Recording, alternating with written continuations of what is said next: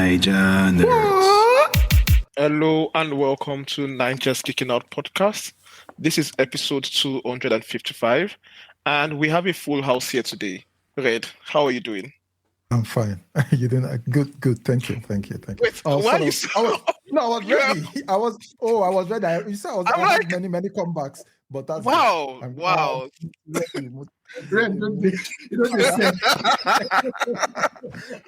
It was prepared for violence, unnecessary. I was. I was like guarding my grill. That's what it's called PTSD. Thanks to Tunde. I have PTSD. Yes. Kex, how are you doing? I'm good today. I'm good. Welcome back. Yes, thank you, Dapo, our host that refuses to pay us money for this. Look at this guy. I'm fine. I mean, some of us don't react to violence just to somebody say hello to them, but I'm fine. Yes. That's good. I hope you all had a good weekend. This time I think for once in a long time, we can all say that. Can I say it was a good weekend? Yeah. Like, yeah. Look at somebody rubbing his face in, Why are you facing me now? Face red. Curling at red sport is curling and beach volleyball. Beach volleyball, Yeah. specifically. Not volleyball, beach volleyball. Beach volleyball. Beach volleyball, to be specific. Yeah, it's a good weekend. Yeah. But it's good to have everybody here back on the podcast today. And we would be talking about Gen V and Peacemaker. I think Gen V dropped their 5th episode and Peacemaker their 7th. Correct. So yeah, we'll be talking about that. But this is a comic book podcast, so it's been a while since we've actually talked about comic books. Yeah. And just quickly going around to get a highlight of what we are reading currently. And yeah, Dapo. Well, I've got 3 books I'm going to mention. A new one I started reading is called Absolute Evil. It's only 1 issue out, but it's almost like if anybody's reading the Absolute books, this seems to be like a team up of the. Let me use the word villains. Yeah, and it's written by Al Ewing. He never misses. In my book, he never misses. He's my new current Hickman. So yeah. And so far issue 1 has delivered. So yeah, I'm on that. I'm also reading again. The next book is by him as well, and I want to say it's 2 issues in, but it's not. It's a renumbering. So I'm reading a book called Mortal Tor. Okay. Yeah. So basically, he was on the run of his company was called Immortal Tor, but now there's been a change in status of Tor. I won't go into details. Maybe later on. So this is a new book, and it's called The Mortal Tor, and it's I'm enjoying it so far. Again, 2 issues in, and my third choice is The First Family, Fantastic Four by Ryan North. You've taken one of Kex. I knew it. When you asked me first, I'm gonna steal Kex's thunder. So childish. It's one book. It's a good book. Yeah, very good. Yeah. I think Kex puts me on it, and I was like, okay, yes, I really like that book. I think all the 3 books you've mentioned, I'm really Absolute Evil. I'm really enjoying it. Okay, I've not read Mortal Tor yet, but Fantastic Four is also very good. Yeah, you're recommending those books, yeah? Yes. Kex, what are you reading? Wonder Woman. Tom King's Wonder Woman. I'm still enjoying it. I need to get back on that book. I'm still enjoying it. Enjoying it very much. Now she's facing off against, you won't believe it, Mouse Man. But I like it, honestly. I like it. I'm still very much, and she's it's the early days of Trinity, her daughter that she had with if you get up, you get it. Yeah, with Steve. With Steve in the afterlife, and I'm like, okay, exactly. So she's with her daughter in it. I'm enjoying it. Mouse Man knows. So Captain, I think it's maybe issue 25 now, something like that. Yeah. So that's one. Another one is this one is fairly new. Predator kills the Marvel Universe. Yeah, I've read that. Okay. It's not bad. I would. It's only issue 2 in. But it is a combination of some of the earlier Predator versus Spider-Man, Predator versus So this is the first time that I've actually seen that it's linear. Yeah. So it's a continuation of Predator versus Spider-Man, where Craven is now almost like the head, not the head, but one of the main hunters. From The he's joined them. Yatwa, Yeah. they're like they're hunters. So they've acknowledged him as one of their own, and he's basically Craven. Yeah. Craven the hunter, yeah. And he's basically giving them the Lolo on. He went with them, and now he's come back, and he's like, okay, in order for us to take the Earth, these are the ones that we have to take out first. So he's giving them the skinny on all the heroes, and they've taken out a few of them, the powerhouses, including some that was mentioned. Like they've taken out Magneto. Like it's really cool. It's really cool. So yeah, I would say read that one. Okay. Which other one though? There's Justice League Red. You recommend that? I liked it though. I've only read one issue so far, Saladin Ahmed, but I like it. I've read two. Okay, I haven't read the second issue. I'm not caught up, but I would recommend it. Issue 1. Anyway, I was surprised. I was pleasantly surprised because I didn't expect to enjoy it. So Red Tornado is basically put together in group, and it's almost like it's not Challengers of the Unknown. It's like what's that one that Batman, the Black Batman, put together? Oh, that's like Outsiders. Outsiders, yes, Yeah. yes. Well, he has put together like a Black Ops team with Power Girl, Simon Baz, Cyborg is going to join, and yeah, so he's putting them together to do missions that he doesn't want to tell the others, based off of permutations and like extrapolations that he's run. That it's kind of like what Forge was doing with X Factor. If you in the new X Factor, that's basically what it is. It's like a special ops version of the Justice League. So I enjoyed it. So I would suggest it. Yeah. And I like the art. So yeah, those three I would say. There's some I would say don't read. But let's go on to this. Yeah, like thanks for putting me on Justice League Red. I saw what's this thing called? The poster. I saw the synopsis and I said, I'm skipping this book. All this Black Ops, X-Men, Black Ops Avengers, Black Ops Justice League books. I didn't think I would like it. They're usually books I just jump and pass. So yeah. But the writer is the one that has been doing Daredevil. Okay, that's fair. I think that was mentioned a lot of the books I'm currently reading, but I'll just chuck in the entire Absolute universe as a whole. Yeah. Except Absolute Flash. Please just skip that. Yeah, skip it. I'm confused about Absolute Green Lantern now. I am loving it. That's my favorite. I'm confused about the strata of. Oh, what's going on? Yeah. I'm also confused about like. I've been on. I've been like. It's like they've changed the entire system from colors to a new like levels of order and this thing, and like it's basically a new magical system all by itself. It's my favorite Absolute book by a mile. It's not even for me. It's not even close. I've done a reread. I think about issue 5, but I'm not planning for when I get to 10. I'm gonna do. Because that's where you get all those admin levels. I'm gonna have to. Yeah. I'm gonna have to. Yeah. I need to actually study I'm reading it like one by one. I'm like, I know I have to read all of this together to get what's going on. What's going on? Yeah.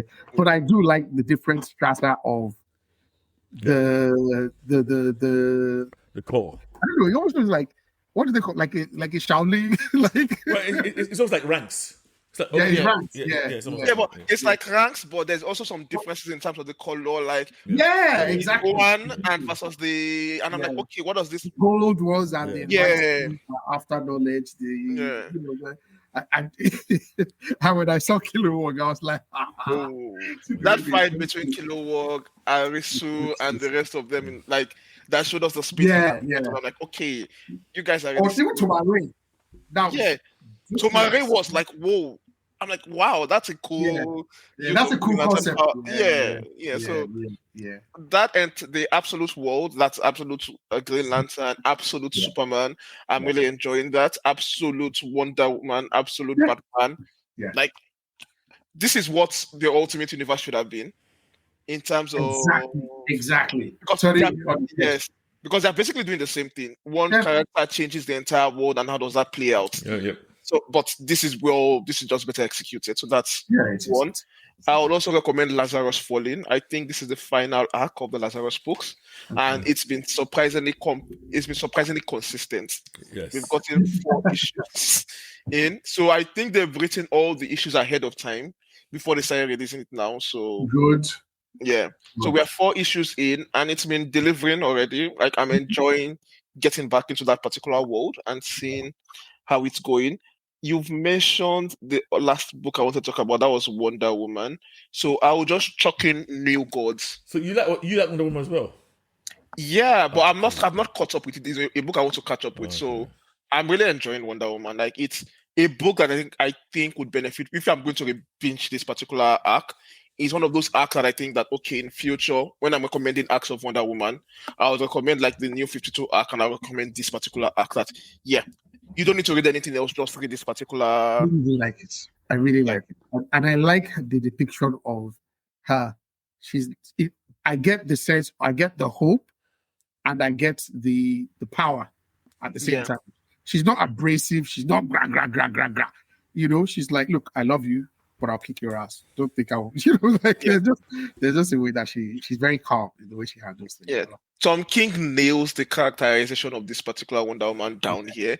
And he has kept his Tom Kingism to the minimum here. Yeah, it's not very strong. It's not very sorry. I'm not seeing him insulting other characters. Okay. Particularly in the later episodes. No aspect, but the last 2 episodes are like some of the worst Tom Kingism I've seen in No, his writing is still Tom King. But like that mouse. I wanted to enter and slap somebody. No, when I say Tom King, I'm saying that when he's writing in the main continuity, his stories tend to break all my understanding of canon. I'm like, what are you doing? Characters. Yeah. But like, it gets Wonder Woman, it gets her place in this particular world. Our relationship with our other supporting characters and other members of the DCU. I get it, and I like it. So, but I would also drop in these books I really want to get back on. Birds of Prey. I really want to get back on Birds of Prey. Very good. Yeah, it's been very good. So it's still good. Yeah. So I think that's it. Oh yeah, last one for me, Gotham by Gaslight. I'll drop that in there. It's Krypton Age. Is that the one you're talking about? The new one. The new one is called Justice League one. The Justice League one. Yeah. The League of. Let me try and remember the name. I'm trying to League of One or something like that. I've just started it. I'm trying to get into it. You're trying to get into it. A League of Their Own, yeah.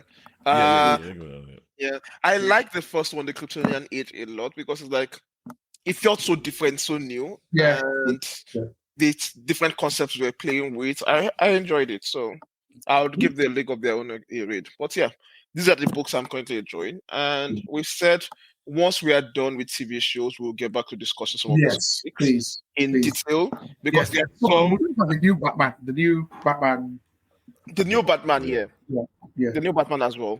Because there's some books I really wanted to get into, like the Absolute Evil books. It's like, it's my cup of tea.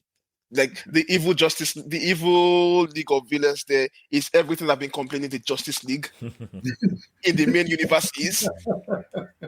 So these are the kind of things I want to get into and like discuss later on. But yes, so that's it for what we're currently reading. Yeah. And moving on quickly to our TV shows. Do we want to start with Gen V?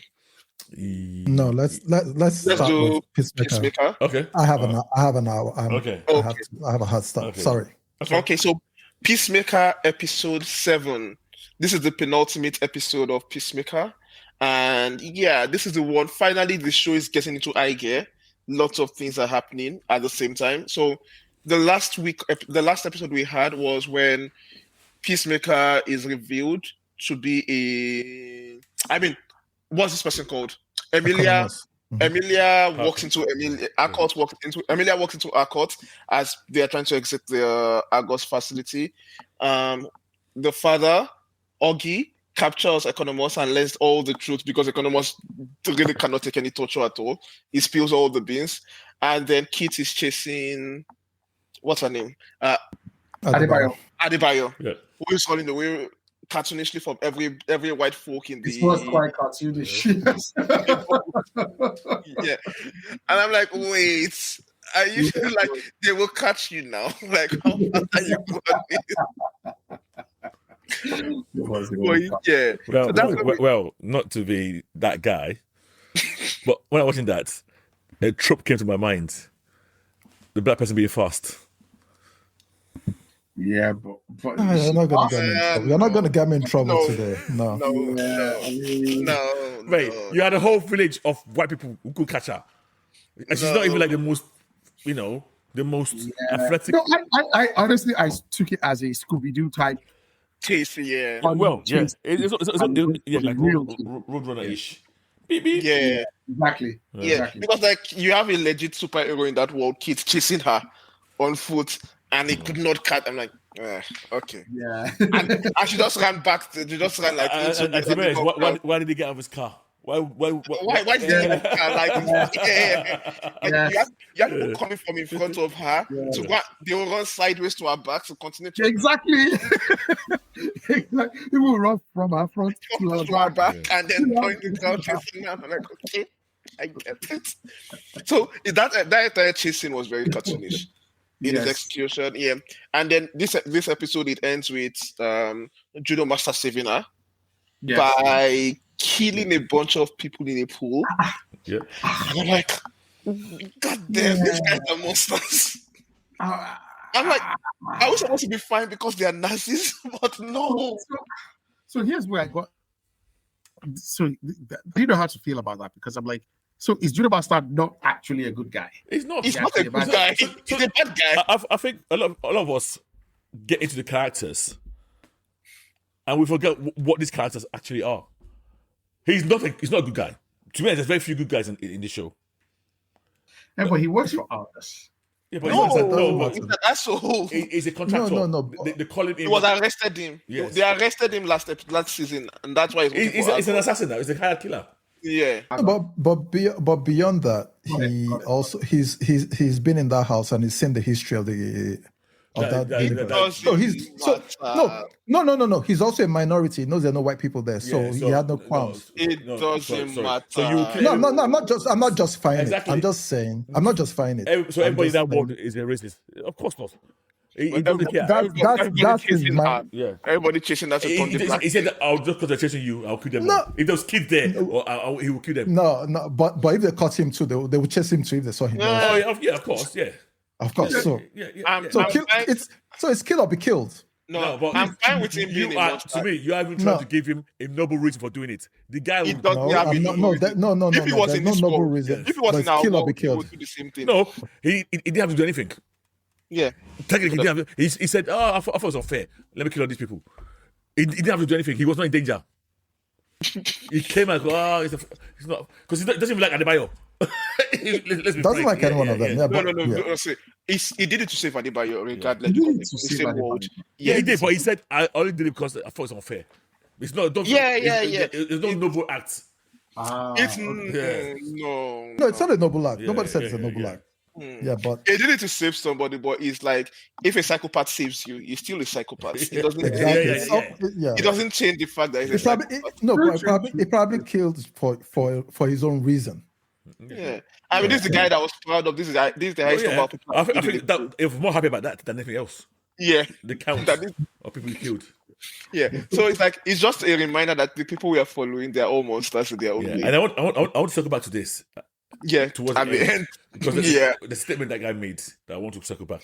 Yeah, but then we have the subplot of Adebayo and Judo Master bonding, which I think was okay because It was all right. it was all right. I liked okay it. with Yeah, Because I was like, normally when you have this kind of people bond, it's usually very cringy, but they did it well enough that I can see Adebayo acting like this, and I can see Judo Master opening up in this kind of setting. Yeah. And it wasn't over the top. It was just two people just like We were just whiling time together and talking. I also like the fact that Judo Master, more than anybody else who came to the universe, in the short time he was there, had done more research than the whole of everybody else put together. They are foolish now. That entire group is full of very like. See, that group They are idiots. Like the only reason this show exists is because that group is full of idiots. Like Adebayo wants to go and start our own kickboxing firm, our own special investigative firm. So please, yeah. Any like they are so bad. Any normal human being that goes into that world would do better than they've done. So yeah. So Judo Master being more impressive, like knowing when to hide, knowing how to cloak himself better than them is like it's expected. So yeah, then there's that particular subplot going on. Then there's a subplot of Vigilantes catching up with Vigilante. The Adrians. Yeah. And this subplot, this is where we get a bit into the history of this world. Yes. Yeah. That this is the world that Hitler won the war. And I think they attempt to shade our world, but some parts of these things fall flat for me. Oh, really? Okay. Yeah. Okay. Some parts of it fall flat for me. I get what Gon was trying to go with, where Adrian says, your world should be an utopia, and he goes, not really. There's that comparison that even that I don't know. Maybe I'm reading too much. Yeah, but there is. But the thing is, but there's truth I don't to it, think that's the thing, because the truth is there is no singular event that would make the world a utopia. Do you get what I'm saying? Like, there's no, unless we're going to go all the way back and say, okay, smack Eve's hand from eating the apple. But there's nothing that's going to. It's maybe a rapture. Yeah. That would happen. Yeah.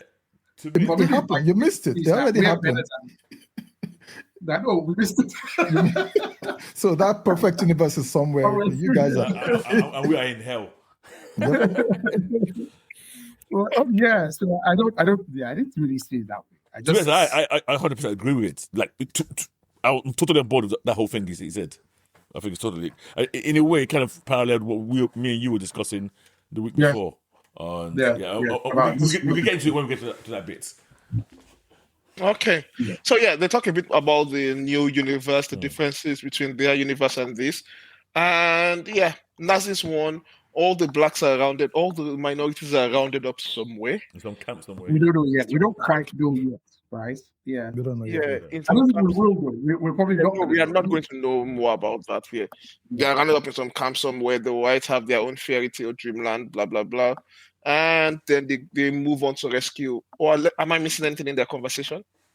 I just honestly, I could just listen to those two on the podcast. To Adrian's. Yes. No, he just basically gives us a quick history lesson and explains why he supports Sons of Liberty and all that. Yeah, I could listen to them forever because I just love those two interacting and just asking each other silly things and just do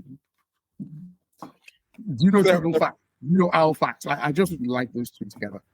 Yeah. Well, yeah. So there's that, and then after that one, they move on. What's it called? The other stories, Peacemaker and Akot, they escape from Argos. Wait, no. So back up. To me, one of the most crucial things is when they continue the end of last episode where she's Akot saying, "What, you missed the flag? You missed this big mural." Yes. How did they miss all of that? Yeah. Well, again, we called it earlier. The guy's oblivious. Yeah. So I didn't figure it would be that bad. Because I thought it would be worse. We said earlier that I can believe that Chris will not even notice that there's no. I'm fine, but this was even way worse than that. That was a mural there. You know, there's Minecraft flags, everything. They were not even. It's not like it was even subtle. And my guy just walking around after every haircut. Yeah. I think there was God only does it to show how oblivious Chris is. Yeah. He's a soldier and he's not a thinking one at that. He's just a god. No, he's but not. He cannot do any kind of investment. The way he starts pointing out things. You did Chris? This. Chris. Like the moral is big on the wall.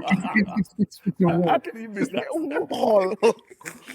You know, and I'm sure there's all kinds of stuff like that in the city or in the town. There must be. Yeah. James Gunn mentioned that during he caught a scene, like when she was pointing out stuff, for her pointing out to some people with Hitler mustaches in Argos building. I said he had to call that out because he felt it was too silly. So I'm like, yeah, that's the level we are dealing with Chris. Yeah, I love that scene, and even the escape scene, even the way that he used a rocket launcher badly and almost hit himself to get out. Yeah. I think it's a great scene, and the two Harcourts facing each other and saying, and I must give this, I can't remember the lady's name, some credit for the acting. Those two characters actually seem to two different people. Two different people. They actually seem to be like two totally different people. The Harcourt? Yes. So how did that other Harcourt figure out no. That's not her. She doesn't know what's going on. Yeah, that's not me. That's not me now. She probably thinks it's some sick ginger. Or some God knows what she thought it was. Yeah. And the interesting thing is the way they are. Yeah, sorry. Yeah. I'm just sorting something out. Okay. And the interesting thing is the way when Keith and the dad are talking about her, they're like, she was wearing pants. Yeah. I'm not wearing pants. So is it like women in there? She was wearing black and pants. Yes. But I think it's more about Amelia herself. Not. Yeah, I don't think it was the universe. I think it was that particular Amelia doesn't wear pants. Yeah. Yeah. So that happens. So Chris effectively makes a choice here to go with his Amelia rather than what I love. That's what we felt. Yeah. Well, he's still processing what's going on. He just saw all of that. So I mean, it's an easy choice. Will you stay like that's? And I think this is where the Nazi thing detracts from the story rather than adds to the story, because now the choice is not between this world that makes me happy versus the world I'm coming from. It's now between this Nazi world versus the real world. So it makes the choice easy. Like anybody that chooses to stay, if Chris goes, I'm going to stay in this Nazi world despite knowing it's a Nazi world.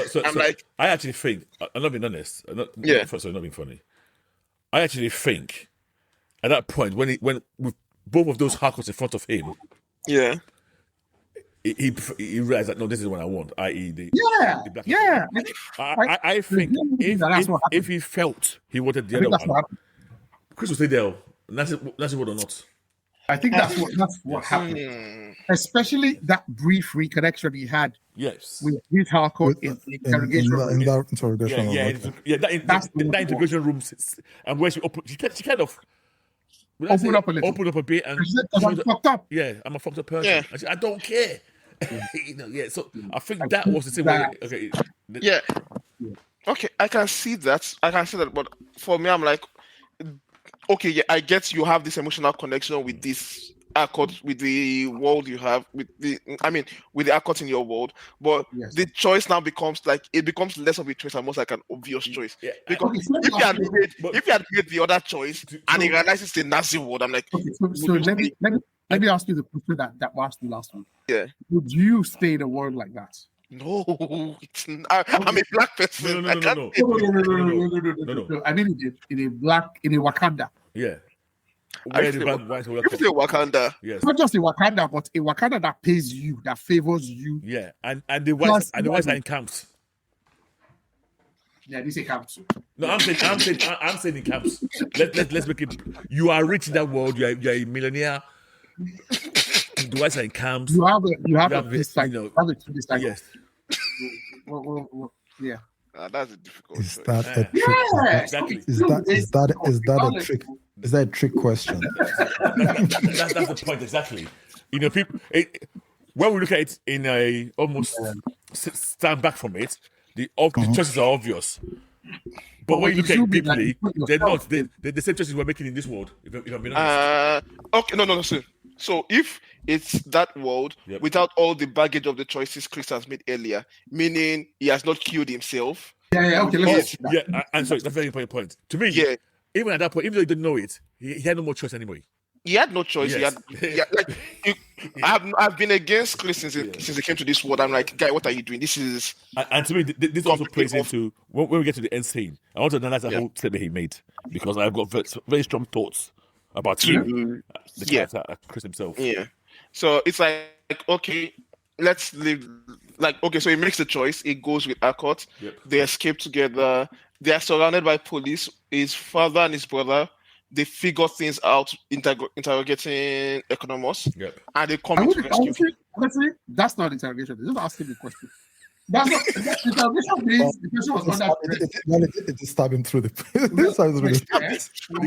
The guy volunteered. The guy volunteered. What did he not ask him? He's actually one of my favorite. It's actually one of my favorite characters. Dude, I would do the same thing with my full chest. I beg. I don't want a situation where even if they didn't ask him, he was volunteering. Yes. Because I don't want a situation where you say I knew something I did not tell you ahead of time. You know what my problem is?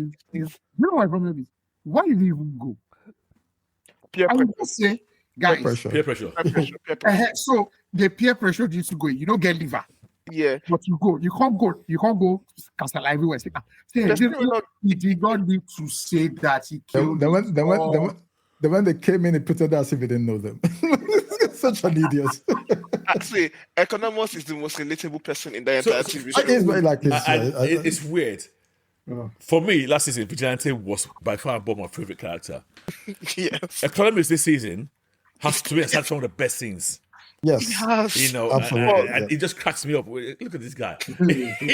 I'm like, see, Kex, you went there because it's very honest with himself. I went there because of peer pressure. My friends are going there. I'm going there. Yes. But I'm not going there to go and suffer myself unnecessarily. These people I know they are Nazis in this world, in my world. They caught me. I will tell them everything they need to know to solve it. So that at least that didn't kill your son. That didn't kill my son. Where's my son? He said, no. He said, your son, he killed him now. No, so if he finds out that he killed his son somewhere else, now come and meet us. I didn't tell him on time. Do you even know? That guy, that's where my son is. That guy, at that point, that guy didn't rise. That's my point. Yes. He assumed that the Chris was still. Oh God. He confessed everything. Oh God.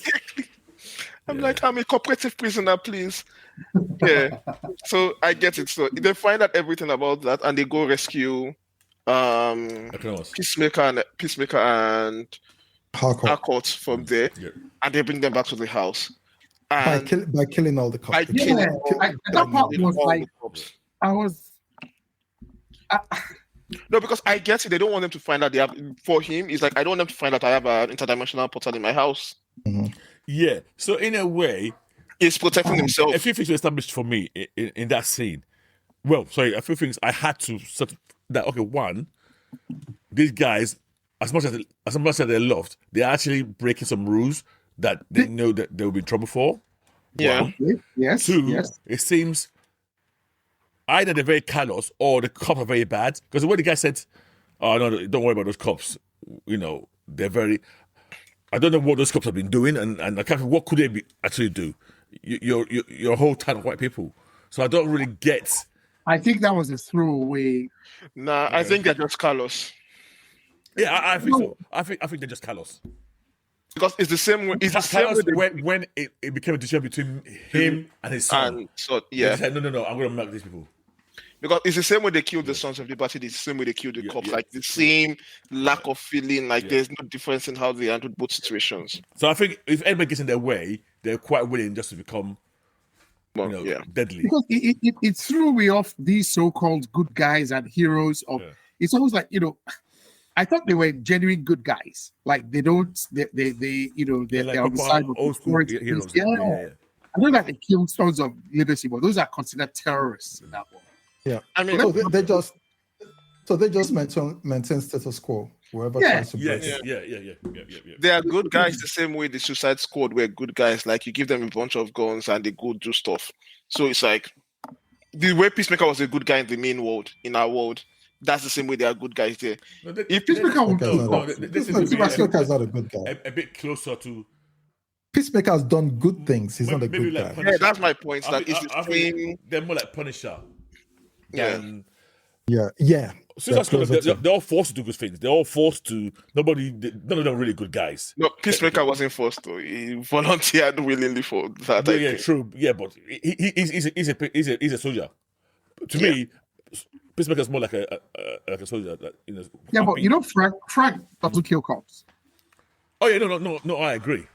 Totally agree. But what he will kill corrupt cops. Yeah. He will kill corrupt cops. Yeah. It's just how did they determine that these cops are corrupt? Like, no, they didn't care. They just came in and no. At that point, he was trying to get Chris and take him back. And that was it. Protect our secrets. Ultimately, protect our auto. Okay. That was a prime directive. Yeah. I would say though that bit was a bit of a weak spot for me because it took some. Yeah. Okay. I found it a bit too easy where they just met a little bit. Yeah. I get it, but I expected like maybe a couple that reported them or something, but like them killing everybody that instantly, fine, is to move the plot along. So they take Peacemaker and Accord back to the house, and now there's an exchange of truths of what is going on, Peacemaker finally tells them that, hey, I killed your son by accident in this world. Kid is understandably very mad about this. That this guy has killed my brother. What the hell is going on? But Augie is a lot more pragmatic than I expect. Yeah, did not expect this. That's the most surprising thing. So what was going on? What was going on there? So he is weighing the choice of, okay, you know what? My son is a bastard. I know what kind of son I had, but my priority is what I have left. My alive son and my portal. No, can I add something to that? Yeah. Because somebody said earlier that he went to our universe. He met himself there. Yeah. And he said he's never met a more. I don't know how to phrase it. Very dark version of himself. Yeah. Basically, this guy in this universe is a good guy. No. Is he? No, I don't think so. Yeah. I 100% agree. He's a better guy than our one.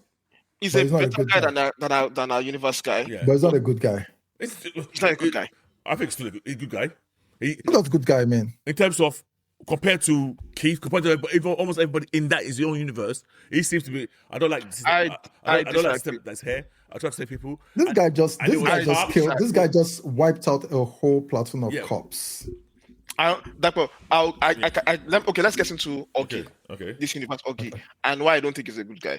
Right. The entire speech he gives, that grandstanding speech of, there are systems here that I cannot fight against because I'm just one man. Yeah. So I do the best I can by fighting the monsters in front of me. Blah blah blah in front of me.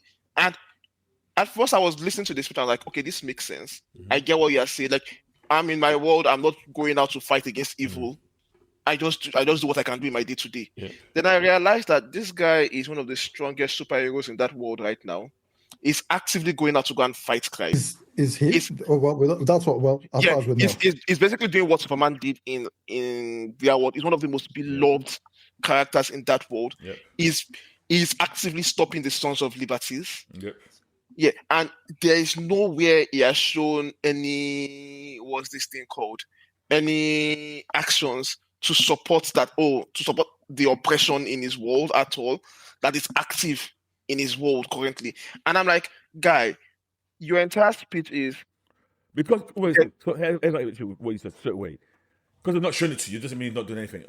I'm saying that based on what we've seen of him and what he's saying, I'm like, if there's anybody in this world that is best pleased to be taking actions to stop what is going on, you will be the person. But you are entirely making a speech saying that it's bigger than me. I'm just facing the monsters I can face. And you are trying to use that to justify why you are a good guy and why the others are like, what should they have done? Yeah. It should have freed the blacks. No, it's like it's not freeing the blacks, but like that entire speech sounds like so much self-justification to me that I'm like, I don't buy it. I was 100% with him in that speech. I was 100% with him in that speech until I said that, yeah, your speech doesn't make sense. We say biggest heroes. To me, and I think it was you put that to me, he's a big hero in this small town. I just realized this is a small town. Everything he's doing is in that small town. I don't know what level he is in the whole in terms of the world itself. And none of us know. We don't know what he's doing. He says he's fighting the monsters in front of him. We don't know what that actually means. Kaiju. Yeah, it could be kaiju. It could be other other people, Sons of Liberty. Predators. Yeah, but to me, compared what I'm saying, I said good guy. Our guy was when I say our guy, I mean our version of this guy. Yeah. Was blatantly bad. There's no redeeming feature about our own guy. This guy seems to be calm-headed. It was even calling his son to order in terms of the oppression bit. So everything he said, yeah, he's not a saint in terms of wearing a halo. But to me, he was a good guy. And his statements, to me, all of us, even here, go, we are... to me, we're no worse or better off than that guy. If I'm being honest. Say he's more I'll say this for him. He's pragmatic. It's very pragmatic. He looks at the decision that he needs to make. That okay, you know what? The best decision in this scenario: get these people off my world, lock the portal, and all like I'm back to my regular level. That decision does not have anything to do with his morality at all, because Vigilante already calls these guys out for sorry. So he didn't say it was about his morality, did he? No. Because he tries to call people out like, what are you guys doing? Are you doing any better? So maybe we should not look at it from because they questioned him. They called him Nazi. Remember that speech came from one reason only. They called him Nazi, and he took umbrage to that. Yeah. So it's not like he just started saying, "Oh, I'm doing this." No. He was responding to what that guy is. Okay, so what's the deal? My question is: so he has a moral. Let's assume he has a moral compass, but Chris is a moral compass. Racist bastards. So, but when there's a problem, they all fight to gather information to go and quell that problem, and somehow he feels he's above the fray that. Because he was saying, okay, I believe this young man because you know how your brother is. Yeah. So what does that mean? Has he? I don't know. Well, so we've been told already. Yeah. That the Chris in that version was way more out of control. Problems. Yeah. Okay. The captain alluded to it, and that's what I think. Was that why they're saying? Is it back on the drugs and everything? Okay. So he was, which is why he was divorced and all that kind of stuff. So I don't know in what ways it was out of control, but it was very clear. And the guy said, "You know what your brother was like." Yeah. Now, obviously, I can also understand Keith. Keith is angry. No, definitely. Yeah, and I get that. Now, the problem, I guess, the biggest issue for me as a viewer is I had this preconceived notion of the dad from our universe, and then when we see Keith, everything we saw about Keith seems to show him as the calm, good guy type. I'm not. Up to that point, he seemed Keith that was chasing Adebayo. Sorry? Keith that was chasing Up to that point, we had nothing to think. Keith seemed irreasonable. I agree with you. Then obviously it now becomes a lot clearer in that scenario. You are gone. You're. No, but wait a minute. Sorry, you're angry. Sorry. Go on. This guy's telling that it was an accident. Yeah, true. I don't know. I'll still be angry myself. Yes. But different people, different people. I'm a guy. I know for a fact that I could act the way he acts. Like I could think. I never really lose my temper to the point where I don't see something that's blatantly logical. That I know that my son or my brother is an actual raving lunatic already. And the guy said that he attacked me and I accidentally killed him. I would be able to calm down. I'm not saying everybody would be able to, but I know personally, I would be able to listen without losing it. No matter how upset I am. Keith Carey couldn't. So, go ahead. No, go ahead. After you read, because I have mine is a bit longer. So no, go for it. Go for it. So this is what confuses me about the characterization of Augie. In this world, this alternate world, he has raised these two sons as he's a doting father. They all go on missions, blah blah blah blah blah. They are heroes, local, national, whatever, but they're heroes, right? Yep. When he gets Economos, and Economos spills his beans, and then he calls Keith, and he tells Keith, whatever you're doing, leave it, come here now. Yep. Keith comes over, and the first thing he tells Keith is, our secret is about to leak. We need to cauterize the food. Yep. Right? So it is not a case of there's no altruism there. It's we need to do whatever it takes. Yeah, correct. This is what I was trying to say. It's not about good or bad. This guy is being pragmatic. It's me, us. Yeah. If they find out, we're in trouble. So we need to close this now. Yep. When they kill those cops, it's not with the view of these are bad cops. No. It is we need to silence anybody that can find out potentially. Now he does that. Yeah, but technically he did try to say.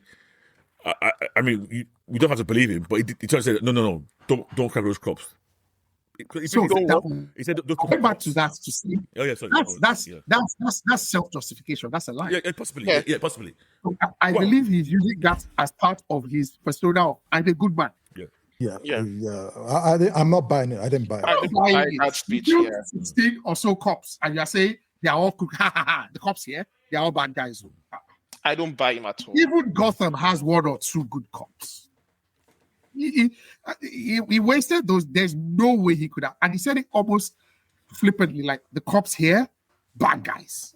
Like, come on, in the whole town. I think he's given to extreme pragmatism. This is someone that I don't think. Yeah. So it's not a question of he's being good or bad. No, but if he's being pragmatic, Red, why would he send them back? Why not erase the evidence, including them? That's erasing the evidence. He sends them back. He changes the law. It's going to change the code. What if I kill them and change the law? He could have killed them and done the same thing. It's more pragmatic to be sure that nobody knows. Yeah. There or here. They don't get a part. You don't get a part 7, or you don't get a season 3. No, it's like I'm thinking about it, but I'm like, you try to kill these people, they're going to put up a fight. You don't know how many of them are here in this world. Exactly. You know, it was also asking that question. You don't know how big the wound is. So it needs to get Peacemaker and Harcourt back with Economos, confirm exactly how many of you came in. Then at that point in time, there are too many to fight to kill. And then there were cops outside. All of you go to your world. I locked the door. I changed the code.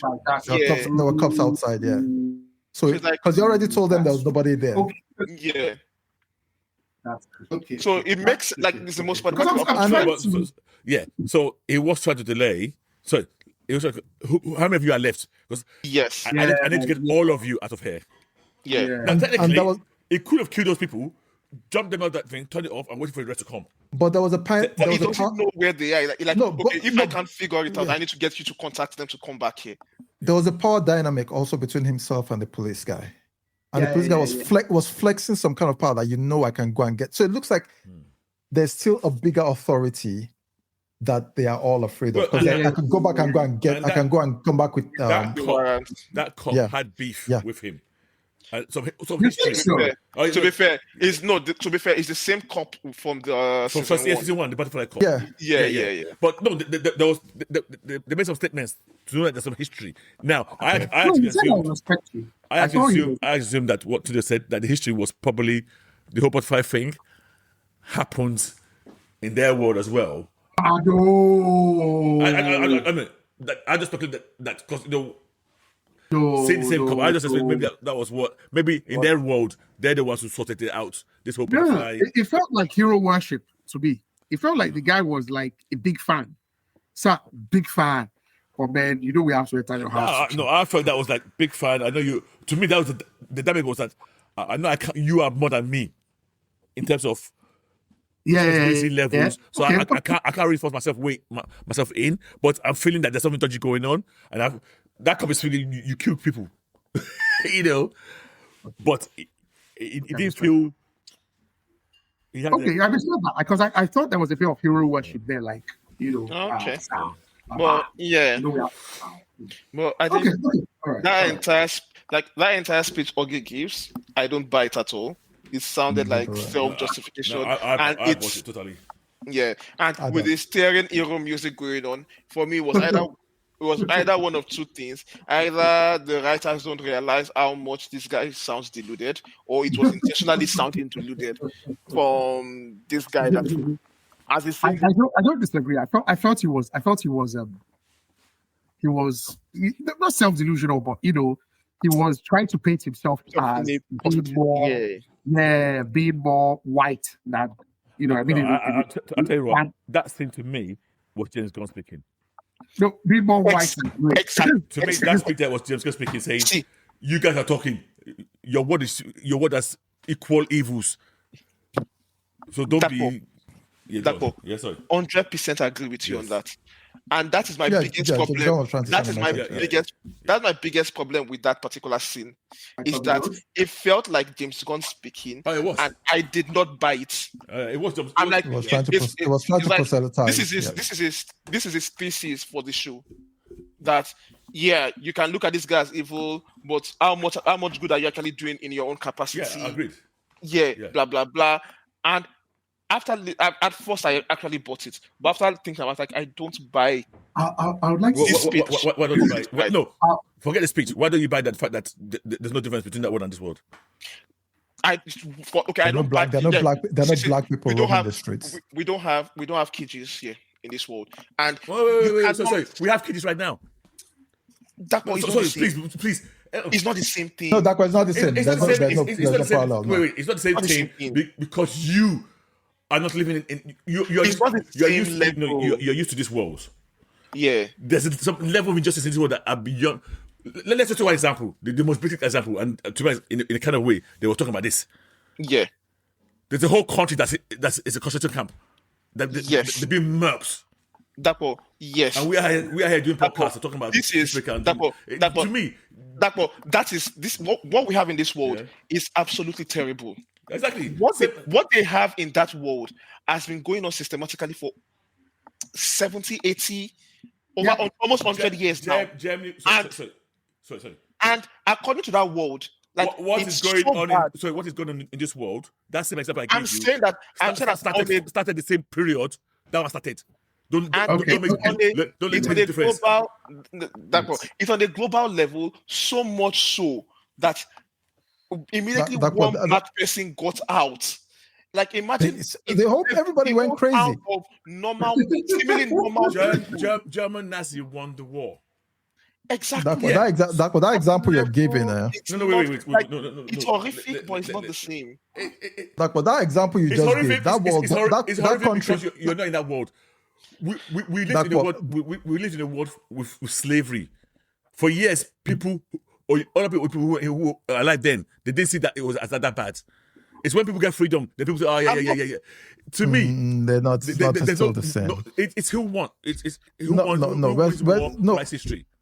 It's simple as that. While this place is not the best place, but they're not the same. That even the country you're giving as an example here, I'm telling you, it probably doesn't exist in that world. Yeah. No, the one that you're saying the country's being murked. It probably doesn't exist. No, what I would do is this. My point. The divergence point, if we're going to understand what this is World War II. Yeah. World War II here, the Allies won, and to protect to protect certain people, they went and then said, "Oh, take this place and make these guys your boys." Okay. In their world, Germany won and said, "Okay, we're taking you guys, and you are our boy." I'm going to do this. I'm going to do this for the safety of this podcast. Yes. I'm going to focus on what is shown in that particular world, like in Peacemaker's world, and what we can see. Okay. And I'm using that example, like, okay, in America, in that particular country, like if James Gunn has shown us the entire world, what the history of is, we can make guesses. But in that situation, in that particular world, you cannot compare racism in our world to what is going on in that particular world at the same time, which is the only thing that is the only reference point we have as the differences there. So when you try to make this argument that, hey, our world and that world, they are not so different. I'm like, no, they're different because that world they are engaged in this world, we are not. It's because you are of this world, and what's happening there is happening to people of your hue. That is, and I'm saying that is the only example we have in this show. James Gunn did not go I can tell you lots of examples of what's going on in this world. That nobody's saying this. Nobody's saying this world is good. Is a great place. I'm saying that, but they're not the same. I'm not saying. To me, I don't think one's worse than the other.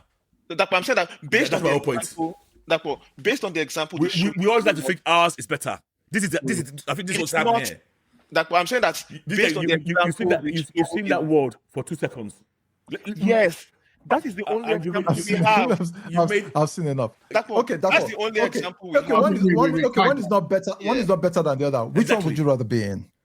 Obviously, I'm black now, so that word can't pay me now.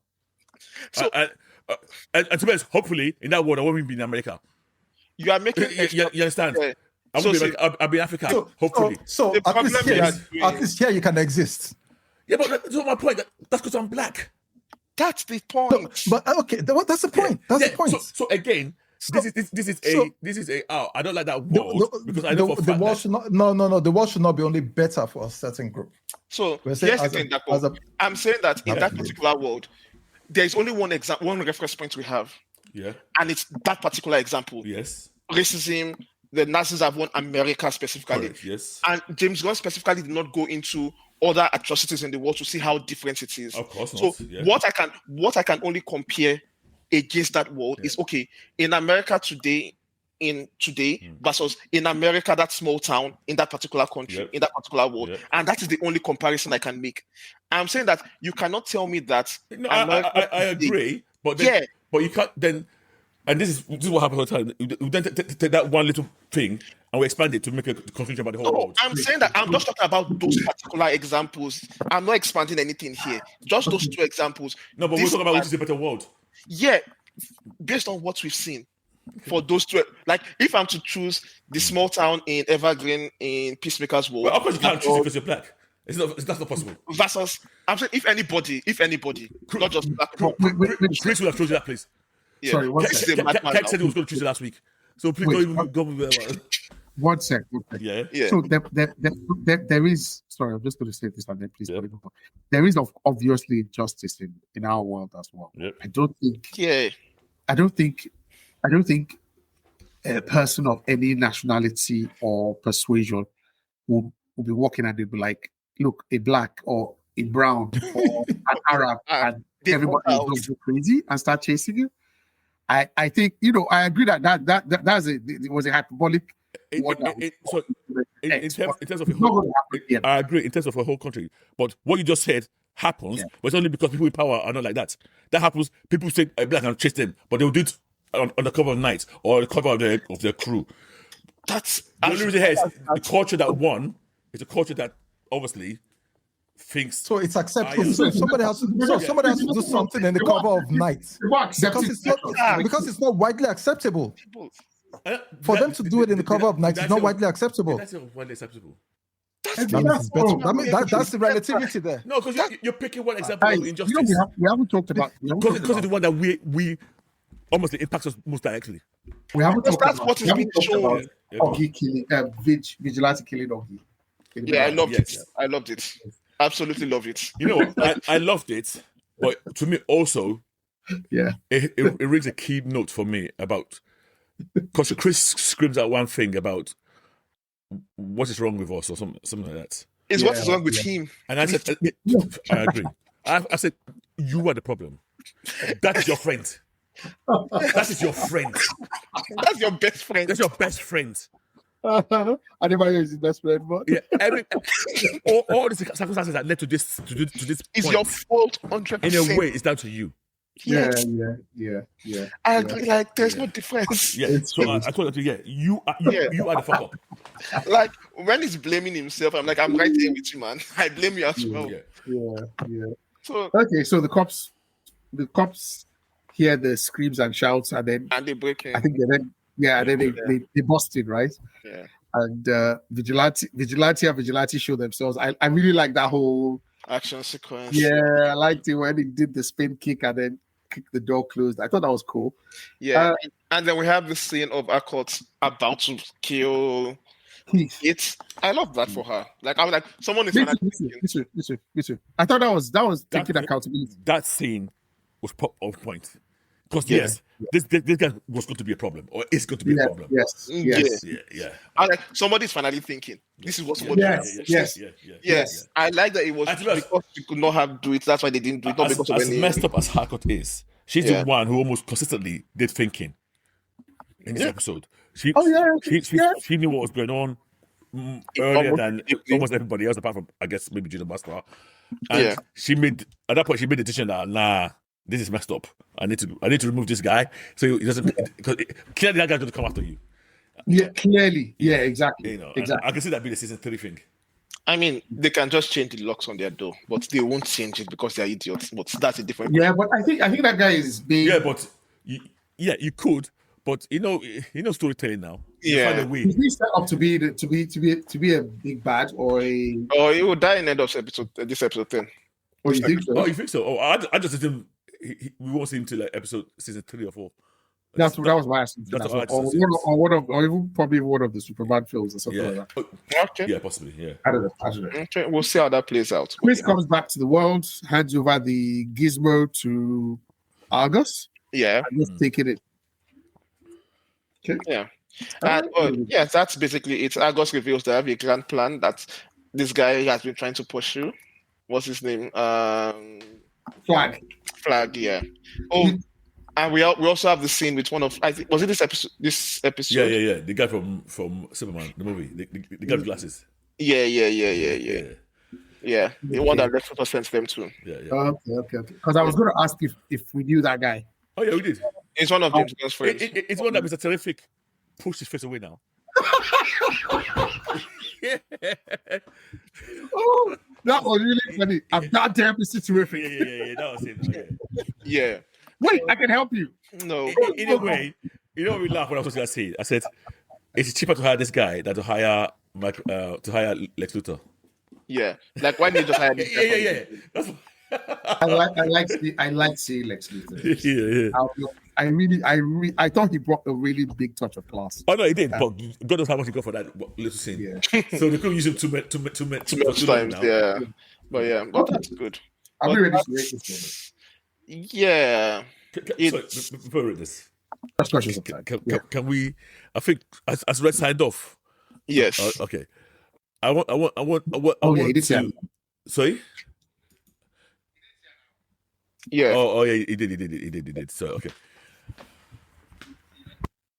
So can we talk about John Cena's acting? In that scene, I thought it was it. Yeah, I was quite impressed. I thought it was good. Yeah. I was actually very impressed. I said it on the chat that this is the first time I actually felt bad for Peacemaker all season. Is that the scene where he says, stop? Yes. Yes. Like, this is the first time I felt bad.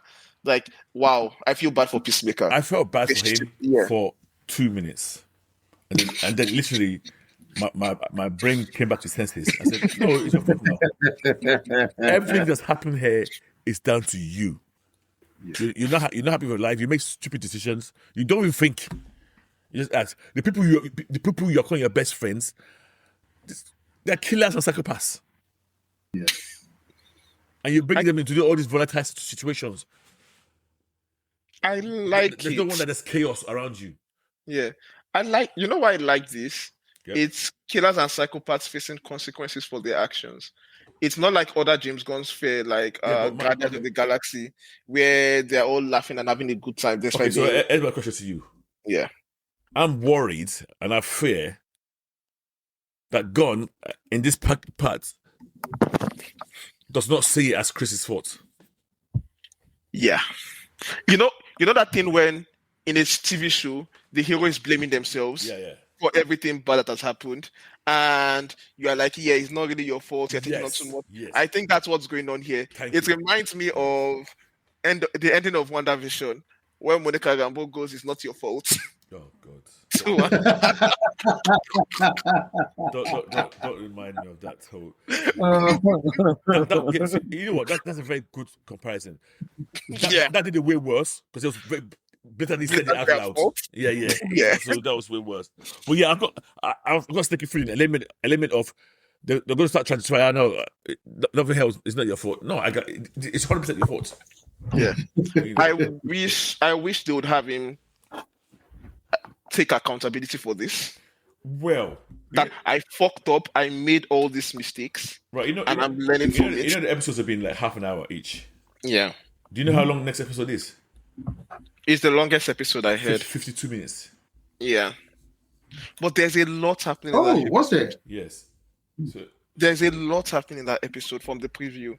Like they're exploring Don't tell me anything. I don't want to hear anything. I've not seen any trailer. No one said the trailer. I've been hearing for the next one. I've been hearing all sorts of rumors. There's not more episode. Yeah. But yeah, there's a lot happening. I'm not sure, but I really like to see, rather than the typical story of him going, it's not really my fault. I mean, like blah blah blah. I'm taking on too much. I wanted to go. It's my fault. I fucked up, and this is how I learned to be. Okay, so what should happen to him now? I mean, I'm not saying from our perspective. He's in jail. Yeah, surrendered to jail. So he will be locked up, right? Or he's locked up already. Or whatever. Yeah. Okay. Yeah. And the rest of the crew. I mean, this was the deal. Bring the and you get to go, and you get to go. You get your jobs back. So yeah. Okay. And Judo Master kind of confirmed his story. Yeah. Yes. Okay. That they convinced him to come back. So. Okay. So. So Judo Master is coming back for the next episode. What did you say? No, I said Judo Master confirmed his story that hey, these are the people that came to get me to come back to surrender this. Yeah.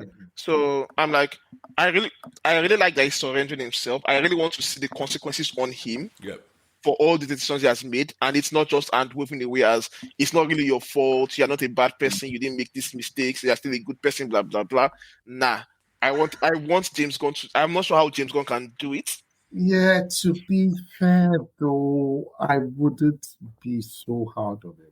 I will be 100% hard on him. And the reason why I wouldn't is because honestly, I think it wasn't malicious.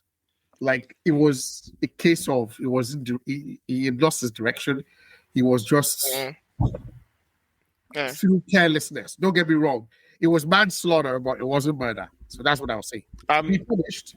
Yeah. I agree with that. But then he wasn't ready. Then he went back. But he still went back again. Yeah, that's the problem. It's not the killing of it. You went back again. Yeah. Listen, I agree that he went back. But the going back that he went back, it wasn't to go and cause harm. The guy is directionless. He's not. That's the problem. Yeah, but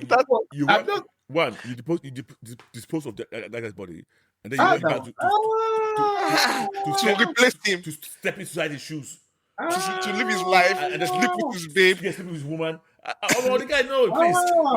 This guy was just doing too much. Doing too much. There's a reason all season. All because you were rejected by the one hair. Yeah. So you want to go and pretend to be somebody else, to be lashing. I forgot you actually dismembered that guy. I forgot. Because a babe rejected you, and you are now bringing the option to the babe that if you don't accept me, I will go with your doppelganger in this world already. Like, guy. Oh, by the way, I got a version for you over there. I've got a version of you that likes. If you know Grill, I'll go to that one. But that one doesn't know, so it to be rape. But I don't care. Sorry, it's not funny anymore. Okay, all right, let's wait. Okay. Let's wait. So, I'm going to give this a 4. This episode, I think generally I've been a bit down on the show. This was short as well, but it was packed. So for me, it's a 4. This one. Today, I won't argue with the 4. It was tight. Yeah, I'll give the 4. I won't agree with that. I think it's a bit lower for me. Maybe a 3.7. I'm also fine with that. That's fair enough. Yeah. So that's. I enjoyed it a lot, but I think there are some things that I still there's still a little bit of there's still almost like head scratchers for me. That I'm like, why? Yeah, I mean, okay, you know what this episode is? It almost drags up the rest by a bit. It doesn't for me. Because it's kind of like what you watched last. So remember, the next episode is the last one. So assuming the next one is the same level as this one. Yeah. It just kind of show you walk away from seeing something. I enjoy that. I'm not. I still remember also the first 6 episodes were, and how much I was complaining bitterly about that. Okay. But I'm going to drop my score to 3.8 because I just remembered how much I hate Augie's speech and what that was said about Augie's speech being James Gunn speaking. Yeah. It's so true to me that that's the guy giving his thesis, and I'm finding more and more that I don't agree with any of James Gunn's thesis, not the one in Superman and not the one here. So we should keep it to himself. Fair enough. I hope to see how the final episode plays out. Okay. Yeah.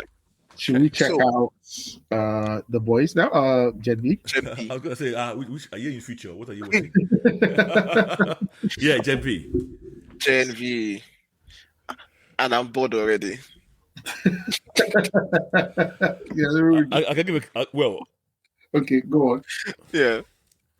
So the episode kicks off with a scene from the past. I thought it was the past anyway, where Cypher is feeding and cleaning the old man. It's present. It's the present. Yeah, I wasn't sure it's present because we saw somebody turn up. Siege. Yeah, Sister It's Sage. present. Yeah. Yeah, see.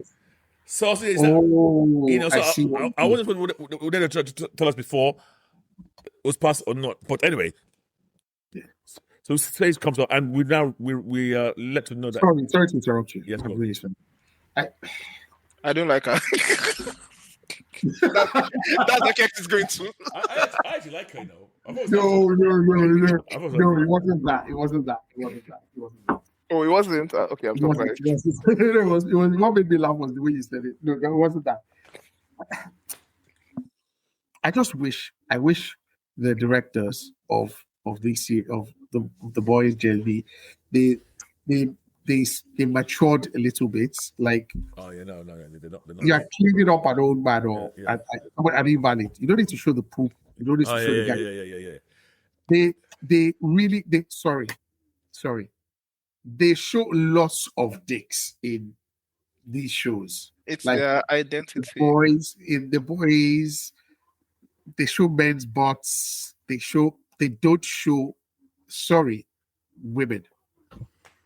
They don't show tits. They don't show women's boobs. It's They a don't balance Yeah, against it's really, what that people are. doesn't bug me that much. No, Because it for feels like years- it. It feels like it. No, I don't like They it. Show, do. They but do. it feels like it's a. No, it's Kex, I will controlled. disagree with you. They do. They do. No, I don't feel that the show not compared to. Not as Yeah. much as they But do. to be honest, I don't Like, care. that doesn't really like. It's just everything. How much sexism Yeah, everywhere. what I care about is the fact of the shock value on other things. Seeing the dick doesn't bother me, but like the pool scene you just I described. don't mean to be rude. I don't mean to be rude, but Yeah. they show lots of dicks. Yeah, but I know. I I'm don't find not. that. I'm not trying to be rude. No, I get you. don't. No, I get you. Right now, on this show. I'm more upset by the pool scenes. Like Yeah, someone's head up somebody's ass and pulling it out when they're both naked. Yeah. That to me is over the top. There's a lot of I assure you, chaps, it's a lot more with the men. Like they No, I like, agree. those are they showed Cypher's balls and butthole. No, don't get me wrong. Why? They showed the men In more, the way episode more. where what's her name? Cricket was trying to come out of this thing. Why? Yeah. It's like that. Kex, I've accepted that this is part of the identity of the show. What do you feel defines the show now? Yeah, but So- where I used to think it serves a story point. I don't know. Nah, I it don't know doesn't. feel that. It doesn't serve a story. It doesn't. Yeah, that's Like the look thing. at us fucking When big it guy. first started, I had a feeling that yes, but now I'm over. No, I when it am first over started, it. Yeah, it was a little bit more. I don't want to say It balanced. was shocking, but It was shocking. It was Genuine. shocking, and because of the scenes that it was happening in, yeah. that It makes sense. Yeah. it made it like you would see when we first introduced to the heroes in their private club, Mhm. and it was Yeah. just everywhere like that. Yeah. So it was part of that, but then Yeah. they've made it their identity. Some people have lens flare like J.J. Abrams as their identity. Yeah, exactly. Some have slow mo as their identity. These guys, they have naked people and dicks. So it's No, like, they have dicks. Yeah. it's their identity. So it's like, okay, whatever. I don't know. What you were saying, Cypher was clearing up Yeah. the His dad, invite yeah, and person. Sister Sage comes in, and we learn that she's now the CEO. She's taking over that lady who used to pull her hair out. I can't remember her name. Yeah. I want to say Andrea, but I don't think that was it. She had this name that Ashley. Ashley, yes, and she seems to be in cahoots with Cypher. Yes. and then they have a sex scene Yes. in front of the guy Cypher. in People this. are Cypher. In front of Yeah, Cypher. in front of Cypher. So Yeah. probably remote controlling his body to have to have sex with. So we see that. Yeah. Now, and it seems like the body is the puppet is degrading. oh, They say something to that effect. what you mean the sci-fi himself or the puppet? The puppet, Hamish Linklater, the puppet, the dean's body, the body of the dean. I didn't know that. They said something to the effect, and I can't remember that. Made it seem like this body would last much longer or something. So, okay. I lost it now. But yeah. Okay. So I wonder if that's why he urgently needs God. No, that's fine. Sorry, I didn't pick up on that bit. So you might be right. In a way, this episode is split into almost 3 different segments. There's this whole plot line about sending Kate back to Elmira for as a punishment, and yes, Jordan, Marie, and Cricket deciding that they will try and. I need to understand how do they make decisions? How? What if the Scooby Doo is making them think that we can break into maximum after we are broken out? I don't. That you didn't successfully break out from. I don't get it. And you think it's the same way you broke out the first time, that you won't have covered that up. And that's my biggest issue as well. And there might be a reason behind it, but you 3 of you are in a school full of superpowers. With so many different abilities of people who could possibly be very, very useful. Now, there's a question of why would they come and help you to do this? Yeah. But to me, that's what I'll be exploring. We need somebody with this kind of... Or you got a mimic on your side. That girl is not going with them. That girl is not going with them. She's not a mimic. She's not going to go with them. No, she's not going to go with them. And she only has 60 Okay. Yeah, but at least, if it was me, I would ask. You would explore. But nobody is going to go with you because what you are suggesting is no, but you now. What I'm saying is that it's less stupid to ask that to just assume you are going. You know what the least stupid thing is? Come and strike a deal. Okay, Marie, I will strike a deal with you that I will learn whatever it is that you want to teach me. Let's get out. Okay, I don't win. You've won. Let's get out.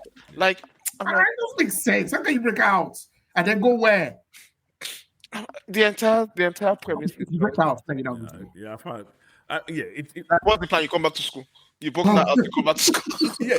Thank you. Like, where are you guys going to go? You were on the run and you could not survive being on the run. This person had to come and save you and tell you to go back to school. It makes no sense, and it's almost they almost had to be caught. Or else, if you are succeeded, where you, as you said, so where? Yeah, what's the next? What's happening? I don't know whether it's a writing thing or that's how they think at that level. It's a writing thing. It's a writing thing. It's a writing. I don't think it would be that stupid. No. See, they are stupid kids. You can write kids that are. Yeah, that's what I wanted to know. Is it because they are stupid and immature kids? So you can write stupid and immature kids that can actually think like this and I will buy it, but the writers are also very stupid. Yeah, because the entire season has been chock full of like all these very childish. Like what's going on? Yeah, and the plotting to me has been haphazard already up to this point. I'm complaining about in a weird way. As much as I'm complaining about this episode to me, and this is not glowing praise. To me, this episode to me was my favorite episode so far. But that's not even that is not even glowing praise. And the best part. Say that again. No, I won't disagree with you. And the best part of this episode for me was actually the scenes with Sam. And we'll come to that in a minute. Oh, I like that. Yeah. I like that. Okay, sorry, go on. You were talking about they were going to rescue Kate, which was the second. They try to make an emotional and I think this is where this is how the writers are thinking. They feel the emotional beats supersede the logical beats of the story.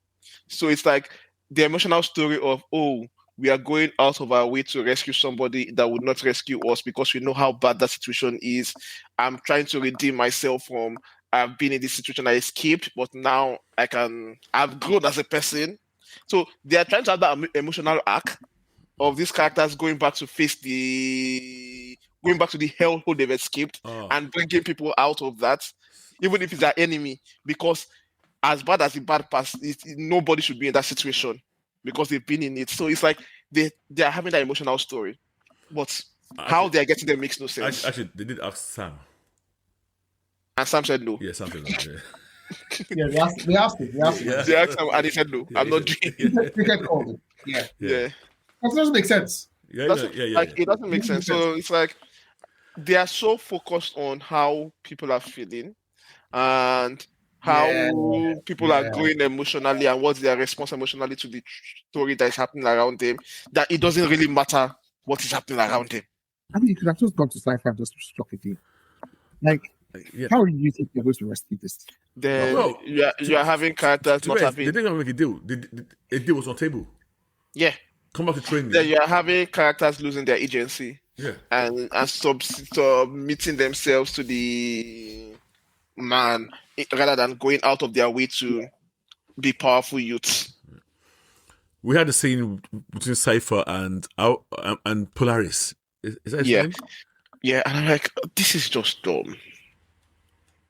Wait. This is just dumb. Polaris did that. I'm like, yeah. I'm like, this is just what is this supposed to show us?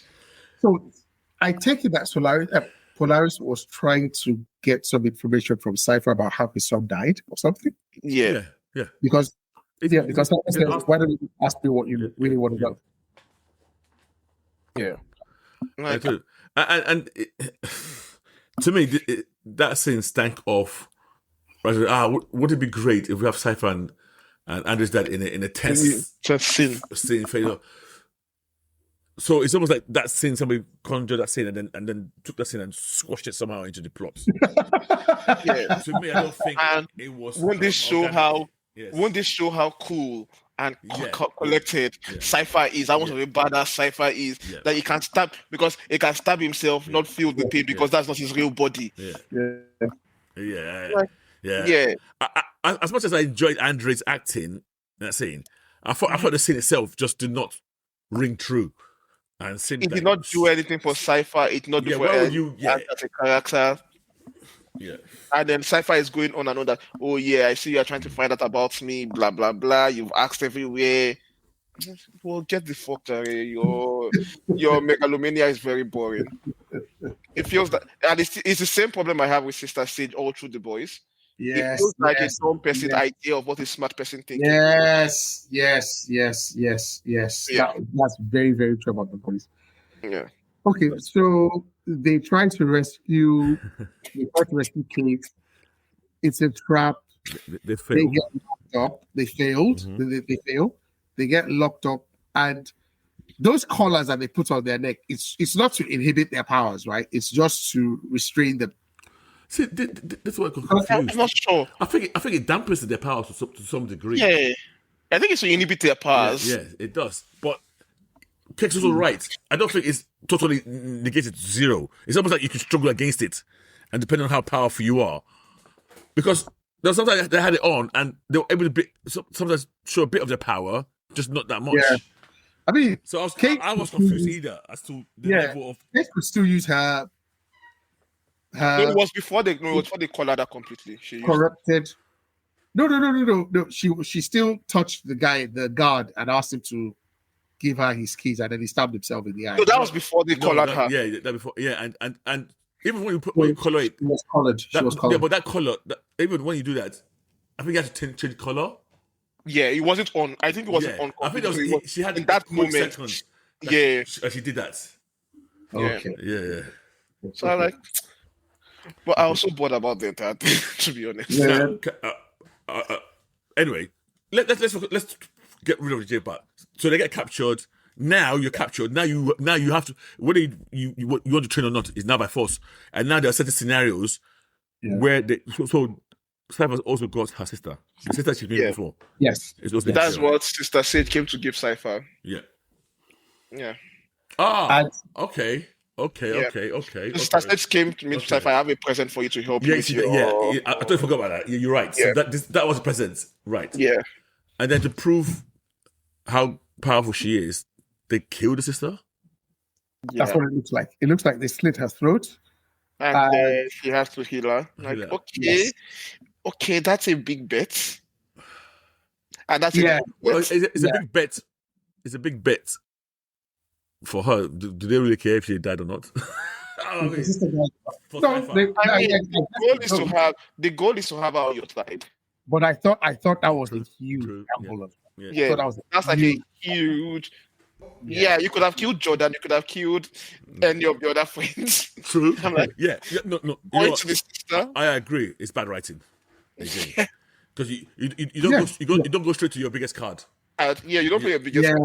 So, you know, It would have been more organic if they were trying to escape and she got shot or something, and then Yeah, what's her name had to heal her, as opposed to you slit her throat, waited for her. She had died, right? Yeah, It wasn't like she yeah. died. they are showing that she can bring people And bring people back from the dead. dead. Yeah. And to be honest, her power is controlling blood. Yes. Anyway, as long as that girl has not died for even more than 8 minutes, I really had no issue with what she did. Yeah. Because she could put the blood back in. She could stop the heart. She could start the heart again. It's, to me, there's dying from your heart stopping and you've been there for 2 days kind of level. Yeah. So Yeah. I can see it. I buy that. Yeah. Yeah. I buy that. see it. But I'm like, okay, let's see. That's what they wanted to add. I'm like, yeah, this is really, really like I can't. That, like you said, these writers have an idea of the story they want to tell, but how to get from point A to point B, Yeah. they don't care. They have seeds in the head. Yes, they have. Oh, wouldn't this be cool moments? Yeah. Don't do it. Yeah. So it's bad. can we talk about the sound? So for me, this is what elevated is the sound scenes, and the reason why I say I like this scene is we've seen so many versions of this scene in different shows, X-Men, The boys. even in the boys. Yeah, I like the way this one played out. I liked it. Yeah, you know, there was no instant unreasonable dad, unreasonable mom, or unreasonable child. I liked it. There was I a liked bit it. of unreasonable on both sides, but everything was believable. The son is obviously genetically, mentally unstable. I enjoyed the whole scenes, and I thought, I kept expecting them to, they're gonna do. Honestly, I watched the whole thing with my heart in my throat. When is this boy going to flip out and kill these people? I was almost like, just do it and just get it over with, because I was very worried because I liked the dad a lot. Yeah. And the way he was, like, look, We thought you were dead. we thought you were dead. Yeah, exactly. Yeah. And the way the boy just felt like he was almost constantly on the edge. So The bit where he shoves the man off, I was like, And normally that's when most shows will, and you walk away. Yeah. But I like that. No, they got beyond that. Me too. Yeah. I really enjoyed those things. I won't lie. So this is the kind of writing Gen V excels at in terms of what the time, like how they handle identity and all of that. For a lack of better word, it's a very woke show. So when it comes to identity writing, they are very good at that. Like Cricket with her mom, Jordan with his parents. When they're handling how they handle this kind of conversation, I get it. With the parents. Yes. That's great. Yeah. So playing with this particular one and then dealing with the fact that the mental illness was not magical. I'm going to disagree with you on that. What? To me, the way Jordan and the parents work out is how they normally work out. To me, I never thought there was anything unique in that scene. And I've said it many times. Let me put it like this: not unique in terms of how Jordan worked out with the parents. Yeah. In that one, it's not the parents; it's how Jordan works it out herself, or like how Jordan handles that identity crisis, as like that identity conversations from her own point of view. Is where you can say, yeah, this is good writing. The way Cricket handles her mom, you can go, okay, yeah, this is good writing. Even the way Marie handles her aunt. Yeah. Yes. So that is a good scene. I love that scene. Yeah. I love that scene. Yeah. This show, that is the beats they're trying to get, those particular beats, and they know that is their best scenes. Because that's where their writing is focused. So it's like they're trying to tell coming of age stories for these kids, but they don't care about the superhero element of it. all of that is just window dressing to hit this particular character moment. So there's a school fight that has rankings. Do the rankings matter? They don't. Whoever is number one, they give them number one was announced today. They give that person a car. How does that play out to the rest of the school? It doesn't really matter. We are training kids to kill the they don't care. The fact that they're in school going, it's almost like a dressing that they're not even used properly. Yeah, so they don't care about any of that. Yeah. So it's like, okay, we have the trauma points we want, the kind of points we want to, the kind of stories we want, the kind of things we want to explore. And when they get to write those particular scenes, they are very happy. They do a wonderful job, like with Sam and his parents. Like, I love the part about the mental illness being genetic. Oh yeah, I love that. Yeah, being from the. I love them being genetic. I love them being open and the way they discussed it. And I like the story. I like when that woman said, "My shitty genes." Yeah, and then the 12 said, "Nah, it's a look." To me, and this annoys me. I'm seeing good writing like this, and then all of a sudden I'm back, and these guys are trying to break into prison. And I'm thinking, what's going on here? It's like these people that wrote Naomi, the TV show. Yeah. They are good writers for a drama show. If you give them Gossip Girl to write, they will write a great Gossip Girl story for you. But they don't care about. I don't think they have much care for the superhero element of how that. But if you're in a show where that's like 70% of the show, then surely you're the wrong writers for it. That's the window dressing for what they are doing. But my point is the bit they want to do is literally 20% content. It's like a superhero writer trying to write a political story. You already know the politics is going to be shit. Yeah. So you just ignore the politics and enjoy the action. Oh, yeah. It's like Fast and Furious. You're not going to Fast and Furious to check out the logic and the global politics of Fast and Furious. You're going there for the fast cars and this thing.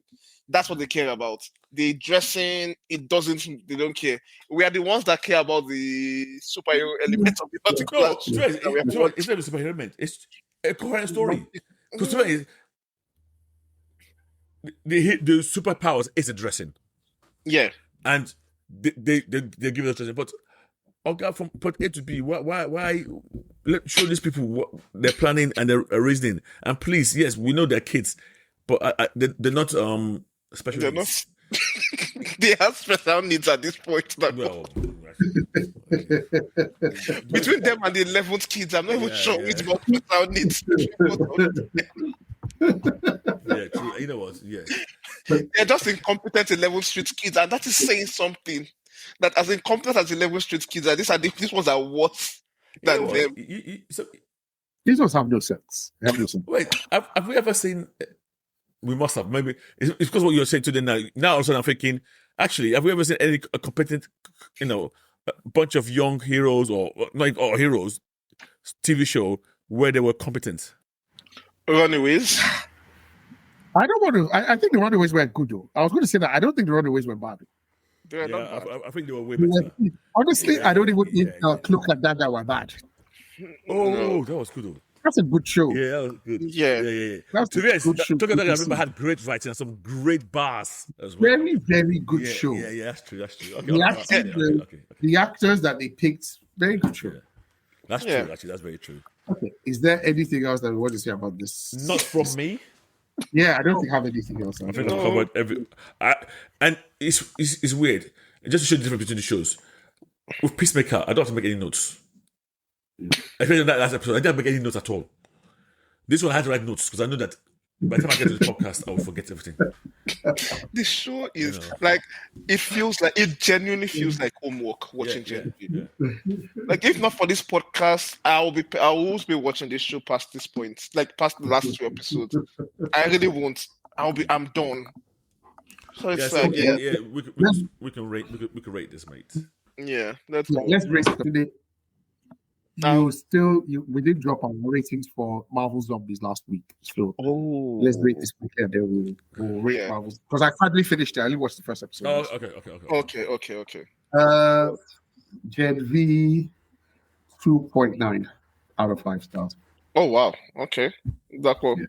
I'm going with Kex 2.9. 2.9. Yes, because of the Samsings. To me, that elevated everything for me. I was there. That's the only good scene in the entire thing. That's like a 1.5. No, to be honest, even though they were stupid breaking it, I still find this whole episode the most coherent. And again, this guy is not praisal. The most coherent of this season so far. But those Sam scenes are really the way I love them is unreal. So I'm giving it to 29. Okay, I'll bring my score up to it too. He dragged it from the floor. He dragged it from the floor. Because of the Samsons, I'll give it a 2/5. Yeah. Okay. Marvel Zombies. Today, have you caught up? Have you finished it? Oh, I watched everything. Yeah, I watched the first week. Loved it. You? Yes. I finally finished it today. Okay. But you gave this thing a 4. Did you give this thing a 4? I think so. That's why you gave it 4. Did I give it 4? I gave one episode a 4. I know. Oh, yes. I give episode 2 a 4. Yes. Yeah. I'm going to give the whole series a 4. Okay. Yeah.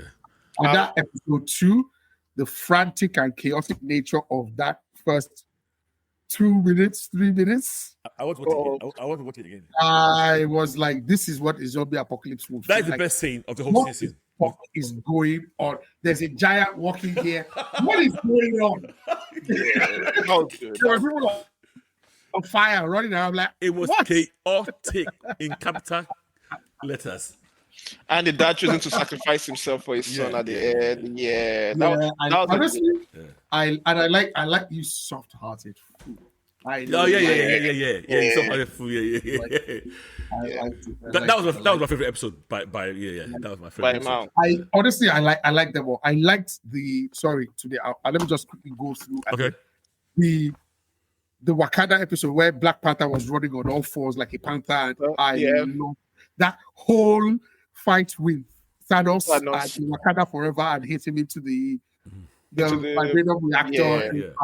Even the Hulk absorbing all the parts. It was like a comic book, and it was like a zombie movie where there's false hope. The Nova people, the Nova Corps are going to save us. Oh no, they knew, and these fuckers were just in space like, don't let anybody leave that planet. Like that is so wrong. It was wrong. It reminds me why I don't like zombie stories at all. Yep. Like, I want some hope at the end of the day. This reminds me why I don't like the entire concept of zombie stories at all. Because even the very end, I'm like, you guys just get the hell away from me. Like, what kind of nonsense ending is this? Do you now see?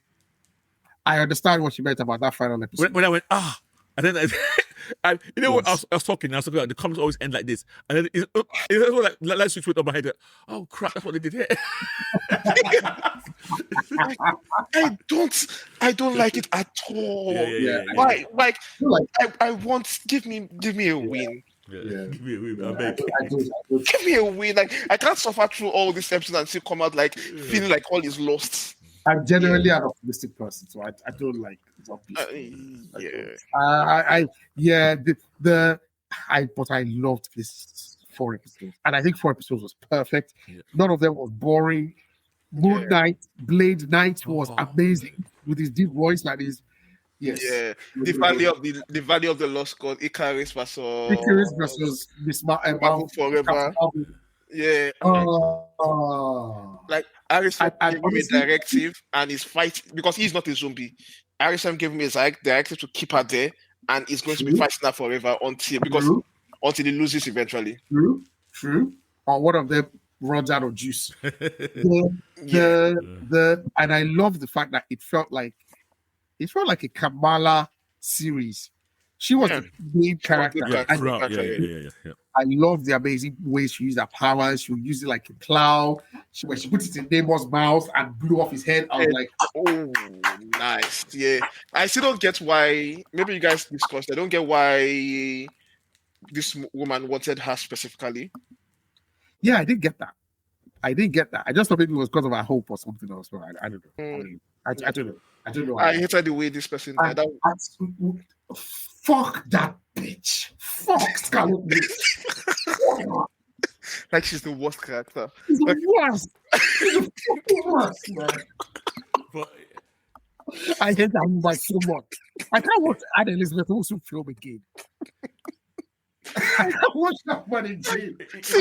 At first, you could explain it because she was a zombie. At first, okay, she's a zombie. She does, but now you've gotten your senses back, and you're still No, I've always said What's your problem? Anyway, that's the one thing I'm happy about. They keep her villainy. I've always said this. Yeah, people always want her to be good. People always be like, because we like her. I said, no, this is Scarlet Witch. She's a bitch. What is your problem? What? Is it your kids? Fuck your kids, man. What is it? Okay, you want the whole earth to be, you want to be the queen of the dead. Why? Even now, in the comics, she's doing good two shows. I'm just waiting for her to lose it again. I'm just waiting for her to lose it again. I'm like, please. The thing this woman has done, especially in comics, their characters is just she wrecks the whole mutant population, like genocide.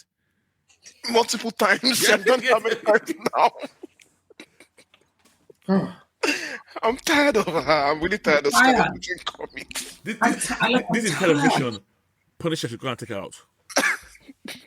I'm like, what is it? What is it? What?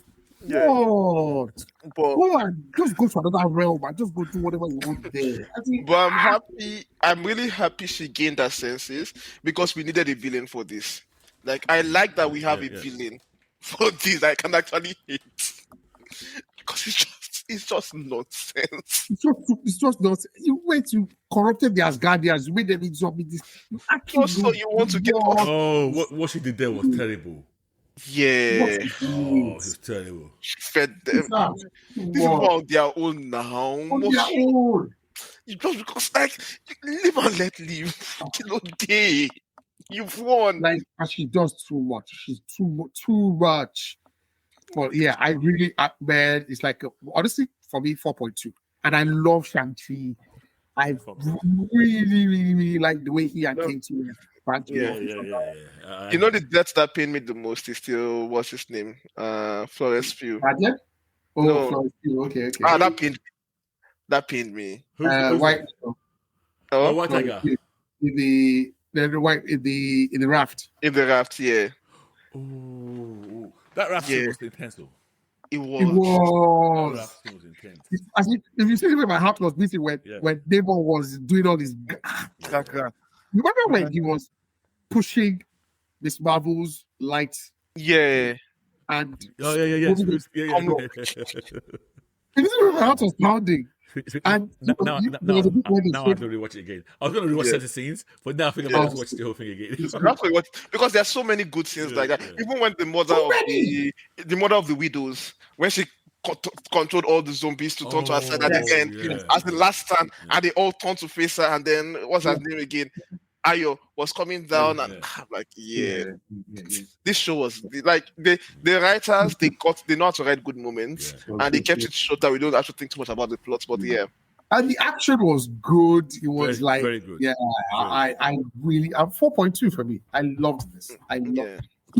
4 episodes is perfect. Today, I'll give it a 4 because I hate the ending. I think I gave it a 4 actually. Think about it. Yeah. I hate the ending. I hate like not because the ending is bad, but because I hate it. I hate that kind of ending. Yeah. But in that sense, it remained true to the comics.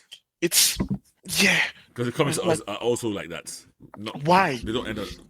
Just do Deceased for me. Deceased, at least you give us hope in the end. You know, I said it. I don't like the comics at all. But I enjoyed this weirdly enough, and then at the end, they reminded me, God, we still like the comic show. They reminded me because even at that point when we were about to have the final battle, you must have already lost. This girl, even if you beat her now, it's like we just have a tiny seed of hope. Yeah, but it's like it's weird that we're doing a giddy. Yeah, we should have known from the whole Nova course. Yeah, I can't live in this kind of world.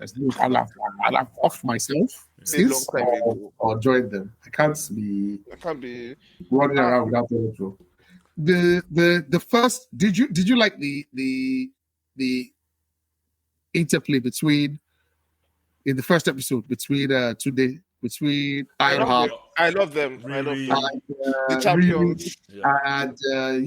and what's her name? Hawkeye. Yeah. Yeah, okay. The They were like champions. friends. I love this. They were I like, really want to see the champions because of this.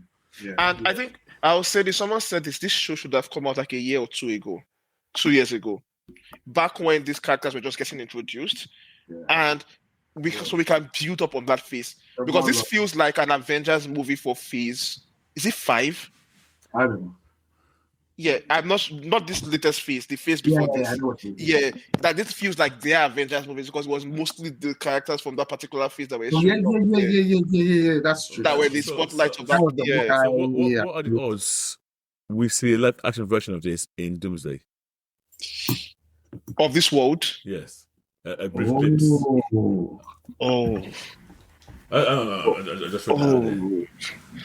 I would want to see it. I would really want to see that. Sorry, do we know if Doctor Strange is in Doomsday? Yeah. I'm not sure. Come on, Dr. Strange and I Claire. was just wondering, because I don't know if there's any. But even if there's a battle world, I can see this being part of battle world. Yeah. Yeah, 2 days I think there's going to be a battle. I think there's going to be a battle world. I think that's what Secret Wars is going to be. That's it for me, guys. Yeah. Okay, guys. See you next week. Yes. Thank you, everyone, for listening. Remember to rate, like, subscribe. Nigeria Geeking on Twitter, Instagram, Facebook. And we'll see you next week. Today. Yeah, goodbye, guys. Next week, we'll talk more the finale of Peacemaker and we'll struggle to talk about Gen V. Then we'll talk about your comic books. That more. Once again, thanks for listening, and we'll see you later.